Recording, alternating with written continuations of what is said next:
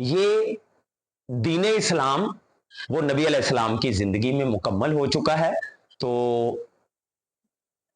अपनी मर्जी से इस महीने के अंदर कुछ चीज़ों को निकालना, कुछ को शामिल करना, इस महीने को सोग का महीना बनाना, ये शरीयत के मुनाफी है। हज़रत हुसैन रज़ियल्लाहु अन्हु का बड़ा मुकाम है, बड़ी शान है, बड़ा मर्तबा है। हज़रत उमर रज़ियल्लाहु अन्हु का भी बड़ा मर्तबा और मुकाम है। लेकिन इन शख्सियात का नाम लेके हम दीन इस्लाम के अंदर ना कोई चीज़ दाखिल कर सकते हैं, ना निकाल सकते हैं। तो इस महीने के अंदर जितनी भी ये खराफात हैं जो अपनी तरफ से बनाई गई हैं, तो इनको ख़त्म किया जाए।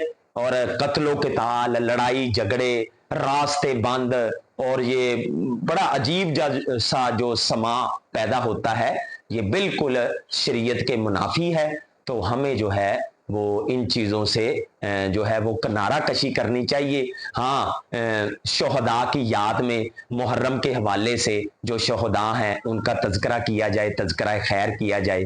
और इसी तरह जो है वो हमें मुहर्रम के अंदर रोज़े ज़्यादा रखने चाहिए और ख़ास तौर पर 9-10 को रोज़ा रख के हमें अल्लाह के नबी अलैहिस्सलाम की सुन्नत को ज़िंदा करना चाहिए, अजर समेटना चाहिए। लेकिन हमारे मुआशरे के अंदर 9 और 10 को जो है रोज़े की बजाय वो बहुत कुछ खाने पीने को जो है वो दिया जाता है और लोगों को जो है इस तरफ तवज्जो भी दिलाई जाती है। पैसे जमा करके हज़रत हुसैन रज़ियल्लाहु अन्हु के नाम पर जो है वो ऐसी चीज़ें जिनका हज़रत हुसैन रज़ियल्लाहु अन्हु के नाना जान के दीन से कोई तल्लक नहीं है, वो जो है वो की जाती हैं। तो ये सब दीन में इजाफे हैं, इनसे बचना चाहिए। और मुहर्रम के अंदर जो करने वाले काम हैं कुरान और सुन्नत